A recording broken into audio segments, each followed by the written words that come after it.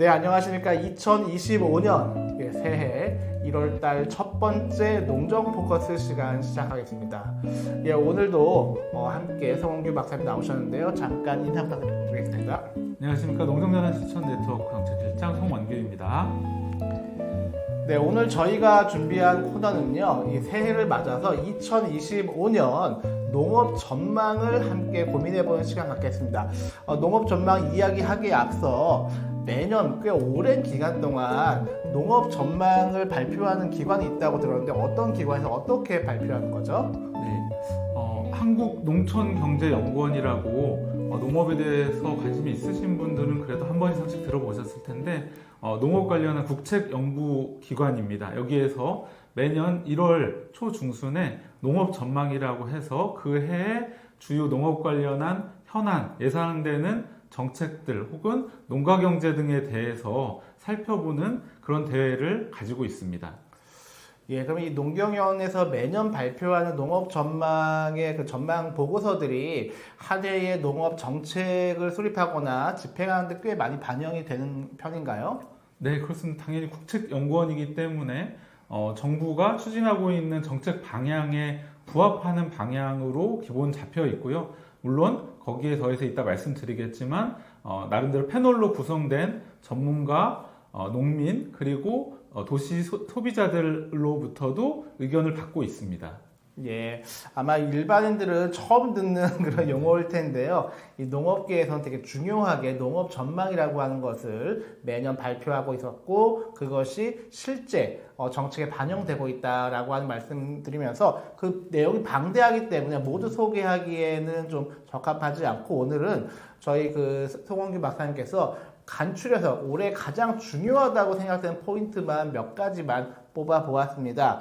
첫 번째로 저희가 전해드리고자 하는 2025년 농업 전망 키워드 첫 번째는요. 기후위기 시대 식량 안보라고 하는 키워드로 준비를 했습니다. 박사님, 기후위기 시대 식량 안보라고 하는 게 어떤 내용이죠? 우리 농업 채널에서 얼마 전에 장경호 박사님께서 국제적인 전망과 함께 말씀을 해주셨고 이 농업 전망에서도 그러한 변화가 제가 보기에는 뚜렷하게 나타나는 항목이 오늘 말씀드릴 기후위기 시대 식량 안보입니다. 우리나라가 자급률이 낮다는 건 너무나도 잘 알려진 사실인데 이것을 앞으로 어떻게 대응할 건지 이번 2025년 농업 전망에서도 상당히 많이 다루고 있습니다. 한번 역사적으로 따져보면 우리가 이제 산업사회 이후에 적어도 우리나라에서는 이제 식량 걱정을 안 해도 되지 않냐, 흔히 주변에서 밥은 굽지 않는다 이런 시대를 살고 있다고 우리 믿고 있었는데 세계 식량 위기가 최근에 있었나요? 네, 생각보다 빈번하게 세계 식량 위기가 나타나고 있습니다. 2007년부터 8년까지 좀 더 땡겨서 그냥 2006년부터 8년까지 불과 2, 3년 사이에 세계 주요 곡물 여기 잠깐 상식을 말씀드리면 세계 4대 곡물이라고 불리는 곡물들이 있습니다. 쌀, 밀, 콩, 옥수수가 세계 4개 곡물인데요. 네. 이 4대 곡물의 가격이 대략 3배 이상 폭등하는 일이 있었습니다.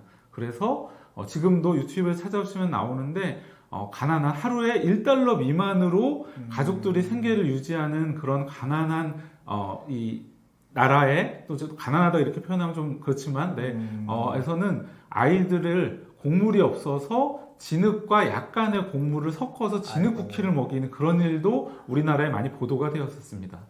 그럼 이 당시에 식량 위기가 발생했었던 원인은 무엇이었나요?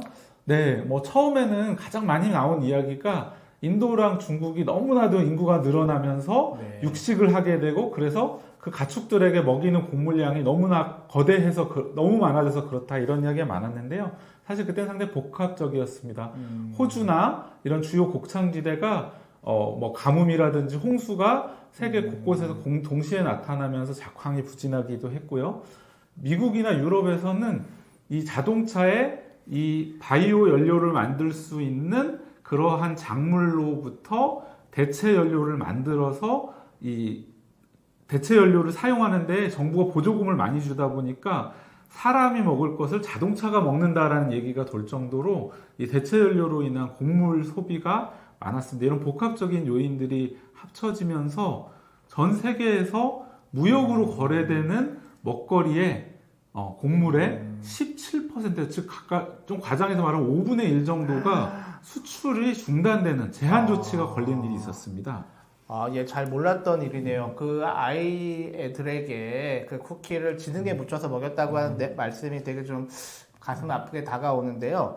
코로나19 이 시기에도 식량 위기가 있었나요? 네. 이때는 이제 식량 위기라고 부르기보다는 저희가 처음 겪어보는 사태였죠. 이게 보통은 바이러스가 이렇게 곡물을 수출입하는 과정에서 배를 타고 오래 견디지를 못합니다. 하지만 저희가 그것도 코로나19는 상당히 장기간 이런 이 사람이 아니라 이제 물체에 묻어서도 버티었기 때문에 이 물류를 통해서 이 나라 국경을 건너서 이 감염된 사례들이 많이 발생했거든요. 그래서 전 세계 물류가 상당 기간 이제 마비되는 상황이 벌어졌습니다. 그래서 역시 이때도 전 세계 무역량의 8% 칼로리 기준으로 네. 8% 정도가 수출이 제대로 이루어지지 않았습니다. 수출입이. 네, 코로나19 이 팬데믹 시기에도 이런 일들이 있었군요. 그리고 지금 현재 오늘 우리가 겪고 뭐 앞으로 이제 트럼프 2기 이후에 지금 이게 평화협정 논의가 급속히 되고 있는 걸로 알고 있지만 이 방송 시점 기준으로는 지금 러시아와 우크라이나의 전쟁이 지금 3년째 접어들고 있는데 이 전쟁으로 인한 여파도 있었나요? 네.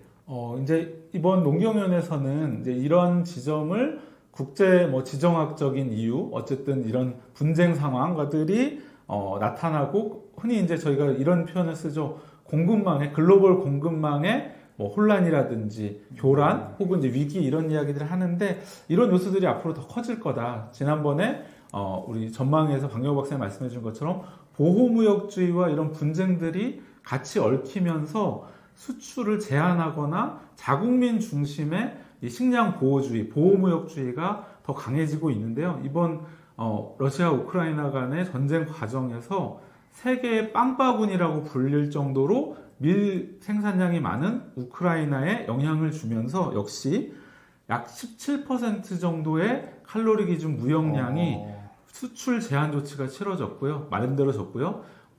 약 57건의 수출 제한 조치가 여러 나라들에 의해서 시행되었다고 합니다. 네, 그러면은 이제 지금 이제 더더욱이 이제 방금 말씀드렸듯이 그 미국의 트럼프 2기가 집권하다 보니 가뜩이나 이런 기후 위기 시대의 식량 안보 걱정하던 차에 더욱더 올해 2025년 가속화되지 않을까 싶고 그러면은 우리가 그동안에 이제 20세기에서 21세기 넘어오면서 자유무역, 신자유주의 이런 단어를 농업계에서 상당히 많이 그 회자가 되었었는데 2025년 이후의 시대는 그런 단어를 더 이상 좀 하는 게 좀 무리수가 될까요? 네. 말씀드린 것처럼 이런 상황이 되다 보니까 상당히 여유 있게 생산을 하는 수출 국가들도 이러한 자국민에게도 위협이 될 수 있는 상황이 발생할 때마다 철저하게 자국을 중심으로 한 보호무역 조치를 취하고 있고요. 그러다 보니까 우리나라처럼 낮은 자급률을 가진 그러한 나라들은 손쉽게 위험한 상황에 처할 수가 있게 되었습니다. 그래서 이전처럼 자유무역으로 모든 걸 해결할 수 있다라고 하는 맹신을 가지고 정책을 했다가는 모든 국민들을 위험에 빠뜨릴 수 있는 상황이 되었습니다. 네, 그러면 이렇게 이제 개방농정이 사실상 끝이 나고 자유무역도 상당히 좀 현실적으로 쉽지 않은 그런 보호무역 시대가 왔다고 말씀해 주셨는데 그러면 이제 이 시점에서 우리나라의 그 농업은 어떠한지 먼저 우리나라의 그런 식량 안보 상황은 어떻게 좀 전망할 수 있을까요? 네. 말씀드린 것처럼 우리나라는 이제 자급률이 큰 문제입니다. 당연히 외국으로부터 수입을 많이 하고 있고 수입선을 다변화한다든지 여러 가지 그런 조치들이 필요하지만 무엇보다도 자급률을 최소한 우리나라 국민을 위해서 최소한의 선으로 최저선으로 유지하는 게 중요할 텐데요. 몇 가지 심각한 문제들이 확인이 됩니다. 일단 2021년부터 23년까지 최근 3개년에 우리나라의 곡물 자급률, 아까 4대 곡물을 말씀드렸는데요. 주된 곡물의 자급률이 19.5%로 20% 미만으로 떨어졌습니다. 쌀만 100% 가까운 이제 작년 기준으로 2023년 기준으로 99.1%를 유지하고 있고요. 주요 네. 곡물들은 다 뭐 1% 내외 이런 심각한 상황에 놓여 있습니다. 예, 지금 자료를 보니까 콩 같은 경우도 10%가 채 안 되네요. 9.3%. 콩 같은 경우는 많이 재배하지 않나요? 근데도 10%에 못 미치나요? 네, 이제 이 곡물 자급률은 우리 사람들이 먹는 것만 포함하는 게 아니고 가축 사료용을 이제 포함해서 이렇게 자급률을 계산하는데요. 당연하죠. 이제 저희가 그 고기를, 곡물을 먹은 고기를 또 저희가 식탁에서 먹기 때문입니다. 그런데 이런 콩, 옥수수 같은 이 작물들은, 주요 곡물들은 가축 사료로 엄청나게 많이 사용이 됩니다. 저희가 육식을 하면 할수록 이 자급률이 어려움에 처할 수밖에 없는 것입니다.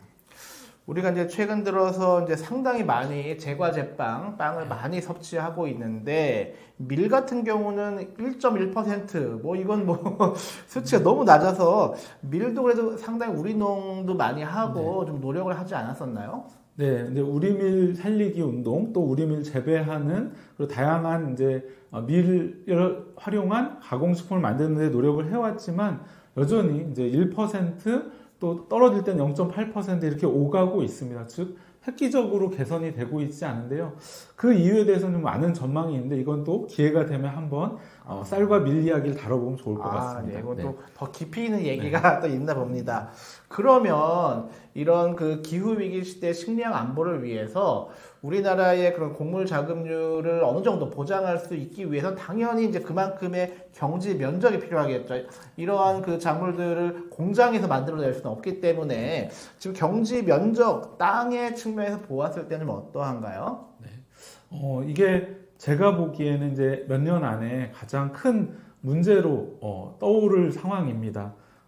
이제 곡물 자급률 또 곡물을 포함해서 이제 다른 채소류, 과일류까지 포함해서 전체 식량 자급률을 우리가 농업농촌 및 식품산업기본법이라고 하는 농업기본법 그리고 그 법에 의해서 5년마다 농업농촌 및 식품산업기본계획이라고 하는 법정 계획을 수립하고 있습니다. 참 용어가 어렵죠. 또 딱딱하고. 어쨌든 새 정부가 수립되면 그 5년짜리 계획을 수립을 하고 그 계획 안에 이 자급률 목표치를 세우고 있습니다. 근데 당연하게도 목표치는 계속 달성이 안 되고 있고요. 그러다 보니 너무 심각해서 이 한국농촌경제연구원에서 그럼 우리가 곡물 자급률을 50% 수준, 정확하게 말하면 한 55.5% 정도를 2027년에 달성하기 위해서 우리 농경지가 얼마나 필요할까 계산을 해봤습니다.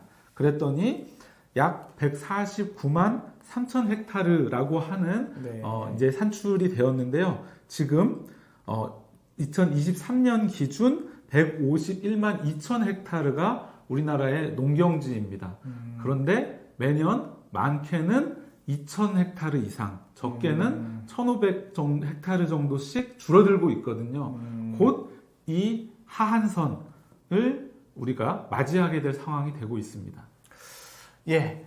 2025년 새해 농업 전망의 첫 번째 키워드로 기후위기 시대 식량 안보에 대해서 지금 설명드리고 있는데요. 자, 기후위기 시대의 식량 안보에 대해서 끝으로 좀 정리해서 말씀해 주시면 감사하겠습니다. 네. 이제 말씀드린 것처럼 다른 나라들이 너무나 많이 생산돼서 외국에 수출하는 것을 당연하게 여기고 또 우리나라처럼 다른 산업의 발전을 위해서 농업은 좀 줄어들더라도 그만큼 경제력을 키우면 먹을 것을 손쉽게 사올 수 있을 것이라고 생각했던 그러한 시대는 지나갔습니다. 이제 그런 측면에서 당연히 수입을 당장 중단할 수 없기 때문에 수입에 대한 대책을 마련함과 동시에 우리가 자급률을 높이기 위한 그런 노력들을 해야 하는데 우리가 이어서 이야기할 기후위기 시대가 되고 있기 때문에 정말 이 문제가 절실하게 되어 가고 있습니다. 그래서 이 문제를 우리가 앞으로 중요하게 계속 이야기해 나가고 이 자급률을 높이는 방안이 과연 어떤 것이 있을까? 또 어떤 전문가들은 사실 자급률을 높인다는 환상은 버려야 된다, 가능하지 않다라고 이야기하시는 분들도 계시거든요. 이런 고민들을 2025년에 제가 보기엔 많은 생산자 그리고 소비자 시민들이 논의를 하는 계기들이 만들어질 것 같습니다. 네, 감사합니다. 2025년 새해 농업 전망. 네, 두 번째 키워드는요. 기후 인플레이션. 기후란 단어 알겠고 인플레이션 단어도 알겠는데 이 단어를 하나의 합성어로 하는 건 좀 처음 본 것 같은데 기후 인플레이션 이게 어떤 뜻인가요? 네, 아까 2006년부터 2008년까지 세계 식량 위기에 대해서 말씀을 드렸는데 그때는 이제 에그플레이션이라고 하는 신조어가 우리나라 언론을 도배했었습니다. 농업에서 위기가 발생한 상황 때문에 전 세계 곡물 가격이 폭등했다는 그런 뜻인데요. 이것이 이제 최근에는 바로 기후플레이션 혹은 기후인플레이션이라는 말로 바뀌었습니다.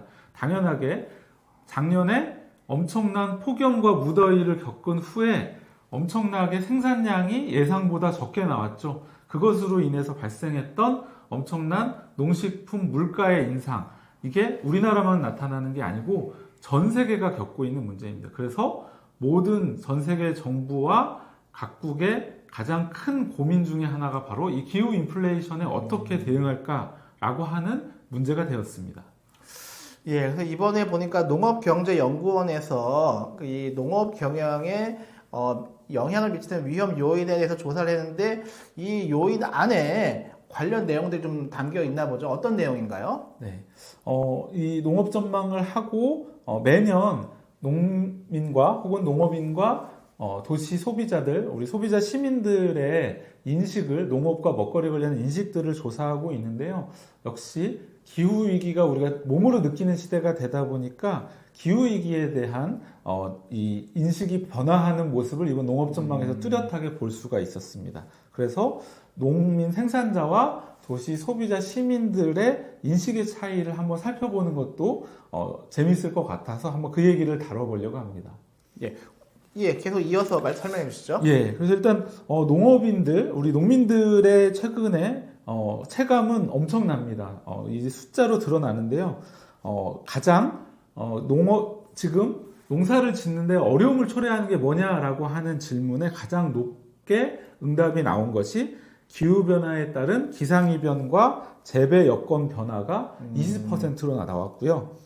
이것과 되게 밀접한데 아까 말씀드린 글로벌 공급망 같은 것들이 이제 농자재를 생산하기 위해서 필요한 그런 자재들 같은 것을 조달하기가 국제적으로 어려워지고 있는데요. 이것과 뭐 전기료 요금 인상 이런 것들이 겹쳐져서 농업 생산비가 엄청나게 매년 올라가고 있습니다. 이게 18.3%, 그리고 태풍, 장마, 자연재해가 7.3% 이렇게 해서 이렇게 기후위기와 밀접한 요인만 45.6%, 즉 거의 절반 가까이 농민들에게 농사를 가장 어렵게 하는 일들이 기후위기와 연관된 것으로 나타났습니다. 예, 계속 말씀해 주시죠. 예, 그래서 이 인식 변화를 찾아보면 좀 2015년부터 2023년까지 좀 비교를 해서 보면 더 명확하게 드러나는데요. 우리가 2015년에는 가장 위협한다고 농민들이 생각했던 게 아까 얘기했던 수입되는 농산물로 인해서 시장 개방이 내가 농사 짓는 걸 어렵게 한다라는 응답이 17.6%였는데요. 지금은 13%로 많이 줄어들었습니다. 반면 이 기후위기, 기상이변으로 인한 원인은 2015년에는 5.8%밖에 응답이 나오지 않았습니다. 네. 그런데 이번에 20%가 나와서 거의 이제 4배 가까이 뛰는 모습을 보이고 있습니다. 이런 변화들이 확연하게 드러나고 있어서 농민들에게는 기후위기가 내 농사를 어렵게 하는 가장 첫 번째 요인이라는 것이 명확하게 드러나고 있습니다. 정리해보면 2015년부터 올해 2025년까지 한 10년의 기간 동안 우리 농민들이 가장 걱정하는 게 무엇인가를 보았더니 10년 전에는 개방 농정과 관련된 내용이 높았다면 이것이 이제 지금 하락하고 있고, 반면 10년 전에는 그 좀 낮은 퍼센트였는데 10년 동안 기후 위기와 관련된 그런 불안 요인이 상당히 높아졌다. 이렇게 좀 요약할 수 있을까요? 네, 그렇습니다.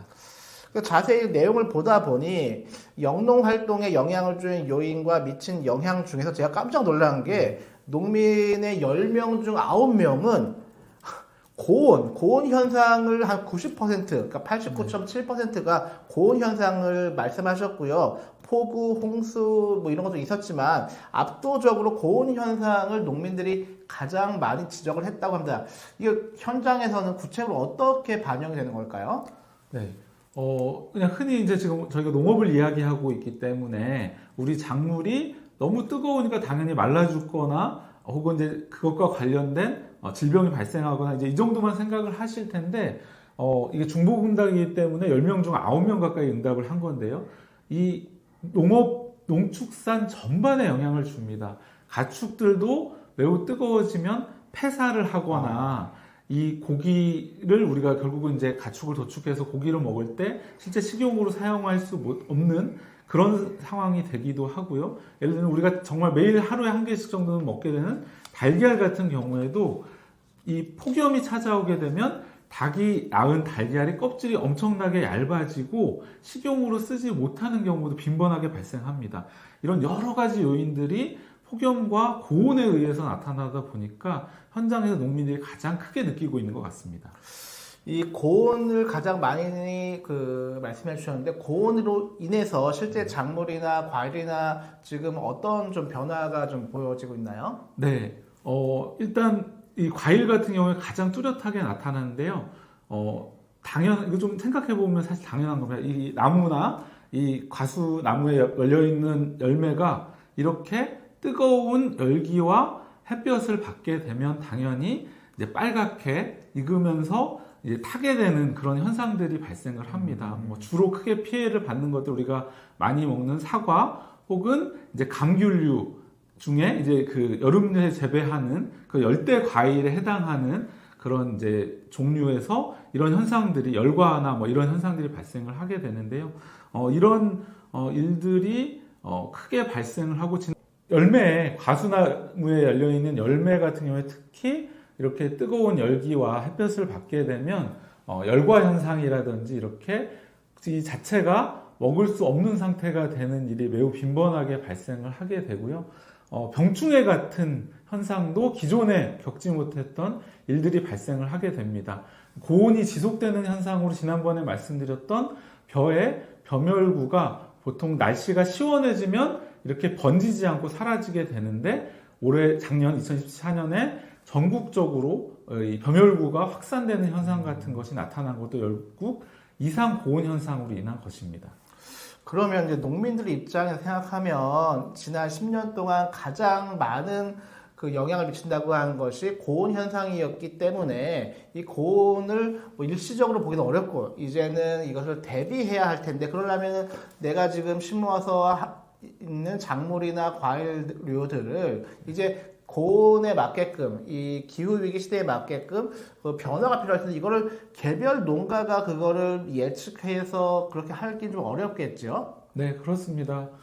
사실은 이제 가장 많이 고민하는 것은 작목 전환입니다. 즉, 내가 기존에 재배하던 거 말고 좀 더 이렇게 고온이라든지 변화한 기후 변화에 대응할 수 있는 그런 작목으로 바꾸는 건데요. 역시 이걸 하기 위해서는 기존에 농사 짓지 않았던 것이기 때문에 어떻게 재배해야 되는지, 영농 과정을 어떤 순서로 어떤 일들을 해나가야 되는지, 이게 농가 단위에서 다 공부하고 이럴 수는 없기 때문에 농업기술센터라든지 이렇게 국가적으로 지원하는 체계를 통해서 지원해야 됩니다. 재해 문제도 그렇고요. 생산량이 줄어드는 문제는 또 어떻게 대응해 나갈지, 뭐 정부의 정책 보험도 있고 여러 정책들이 있는데요.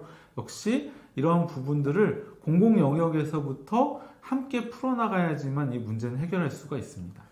예, 지난 시간에도 좀 비슷한 말씀을 나눴던 것 같은데 이러한 기후위기 고온 현상을 개별 농가에게 맡겨놓는 것은 너무 좀 무책임하다고 생각이 들고요. 농식품부의 존재 이유가 여기에 있는 것 같습니다. 그래서 관련 그런 농경영 같은 연구기관들은 빨리빨리 좀 예측을 전망치를 내놓고 그리고 농업기술센터에서는 그 작목 전환에 대한 기술을 교육을 농가에서 받을 수 있도록 그렇게 지원하고 농식품부는 이 전반적인 것을 컨트롤해야지만 농가에서 좀 안심할 수 있지 않을까 하는 생각이 들고요. 근데 이번에 또 농업 전망에 보니까 이 기후 인플레이션에 대해서 농민뿐 아니라 일반 소비자에 대한 인식 조사도 했다고 하는데 여기에는 어떤 내용이 담겨 있나요? 네. 그래서 우리가 이 두 번째 이야기가 바로 기후플레이션에 대한 이야기였는데요. 당연하게 지금 시청자분들 중에도 일상적으로 장을 보고 내 식탁을 준비하는 또 외식 물가도 마찬가지죠. 이 과정에서 이 먹거리 물가가 매우 내 살림살이에 큰 영향을 주고 있다고 생각을 하실 겁니다. 방금 전 생산자의 입장에서 마찬가지였는데요. 가장 큰 기후변화로 인한 영향이 생산량이 바뀐다. 즉 생산량이 대부분 줄어드는 경우죠. 늘어나는 경우도 있지만 일부. 그래서 10명 중 생산자 10명 중 7명은 생산량이 변화하는 것을 문제로 삼았는데 역시 생산량이 변화한다는 건 우리가 이 작물 보러 나가서 마트라든지 전통시장에서 집어들 수 있는 그러한 먹거리들이 공급이 원활하게 안 된다는 뜻입니다. 그로 인해서 이 문제가 발생하고 있는데 그래서 이 변화들을 생산자들도 잘 느끼고 있다는 걸 우리가 볼 수가 있었는데요. 대표적으로 지금 왜 이렇게 식품이 고물가냐, 왜 고물가라고 생각하느냐라고 물어봤는데요. 이 질문에 대해서 첫 번째로 생산자들의 생산 비용이 올라서 그런 것일 거다. 역시 생산자들의 생산비가 오르고 있다는 건 소비자들도 잘 알고 있었습니다. 그리고 유통 과정이 너무 복잡해서 중간에 마진이 커서 그렇다. 그리고 기상재해가 지금처럼 빈번하게 발생하기 때문에 그럴 것이다. 그리고 이 기후변화로 인해서 발생하는 질병이나 병해충 때문이다. 이렇게 소비자들도 기후변화가 큰 영향을 준다는 걸 충분히 이해하고 있다는 걸 확인을 할 수가 있었습니다. 네. 현장에는 농민들뿐이 아니라 매일매일 하루 한 끼, 두 끼, 세 끼를 섭취하고 있는 그 소비자들도 이 기후 위기를 체감하고 있다. 이런 이제 조사 결과로 받아들여지는 것 같고요. 근데 농업 정책 우선순위에 대한 같은 생각, 다른 생각 이런 좀 코너를 또 준비를 하신 것 같은데 기후 위기 시대 식량 안보를 농민 같은 경우도 7.56%가 꼽았고 소시민도 비슷하게 꼽았고 모두 1순위로 꼽았다고 합니다. 그 외에는 또 어떤 좀 특이점들이 보였나요? 네, 이제 세 집단에게 물어봤습니다. 생산자, 농민, 도시에 소비를 하고 있는 소비자, 시민, 그리고 이제 전문가 이렇게 세 집단을 대상으로 지금 시기에 어떤 농업 정책이 더 우선적으로 이제 고려되어야 하는지를 물어봤는데요. 10점 만점에 몇 점을 주는지를 가지고 1, 2, 3순위부터 10순위까지 15개의 문항을 주고 순위를 꼽았습니다. 그래서 여기서 보면 방금 진행자께서 말씀하신 것처럼 공통적으로 1순위는 기후위기 시대 식량 안보, 저희가 첫 번째 꼭지에 다뤘던 것에 답을 했고요. 2순위는 이따 말씀드리겠지만 좀 달랐고 3순위는 또 같았습니다. 역시 기후위기 시대에 이 농식품 물가가 변화하는 것을 잘 대응해야 된다는 것을 농민, 도시민, 전문가 모두 공통으로 생각했습니다. 이 2순위가 크게 차이가 났던 게 저는 흥미로웠는데요.